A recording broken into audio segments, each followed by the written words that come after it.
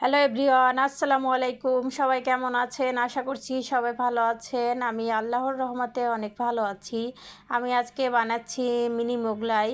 আর চলুন আপনাদের সাথে শেয়ার করি। আমি আমার ছেলেকে টিফিনে দিব, এই জন্য হচ্ছে কয়েকটা মোগলাই বানিয়ে নিয়েছি। চলুন আপনাদের সাথে রেসিপিটা শেয়ার করি। এখানে আমি 1 কাপ পরিমাণে ময়দা হচ্ছে ছেনে রেখেছিলাম লবণ এবং তেল দিয়ে 1 ঘন্টার মতো। কতটা সফট হয়ে গেছে দেখতে পাচ্ছেন। বেলার সঙ্গে সঙ্গে একদম পাতলা হয়ে গিয়েছে। মোগলাই রুটি অবশ্য এরকম পাতলাই হয়। এরপরে হচ্ছে আমি লবণ দিয়ে গুলিয়ে রাখা ডিম এবং মরিচ, পেঁয়াজ এবং দিয়ে দিয়েছি কিমা, গরুর মাংসের কিমাটা হচ্ছে আমি কাবাব বানিয়ে রেডি করে রেখেছিলাম। ওখান থেকে 1 পিস কাবাব হচ্ছে আমি দিয়ে দিয়েছি। দিয়ে আমি ফোল্ড করে নিয়েছি। এবার হচ্ছে আমি তেলে ভেজে নিব।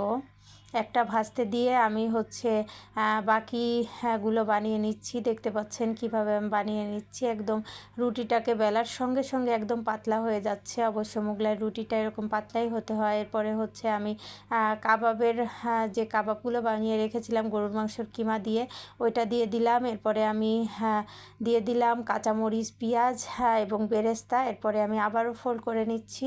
এভাবে আমি 3টার মতো বানিয়ে নিয়েছি। এদিকে আমি ভেজে নিচ্ছি মোগলাইগুলো। অনেক সুন্দর ফুলে উঠেছে, কারণ ভিতরে ডিম দেওয়া। অনেক সুন্দর ফুলে গোল হয়ে গিয়েছে। আমি এভাবে একটা একটা করে ভেজে নিব। আর আমার রেসিপিটা ফলো করে অবশ্যই আপনারা বানিয়ে খেয়ে দেখবেন। অনেক টেস্টি হয়েছে মোগলাইটা, আলহামদুলিল্লাহ। অনেক বেশি ফুলে গিয়েছিল এবং অনেক মজা হয়েছিল, মচমচা হয়েছিল। আর টেস্টটা আলহামদুলিল্লাহ অনেক মজা ছিল।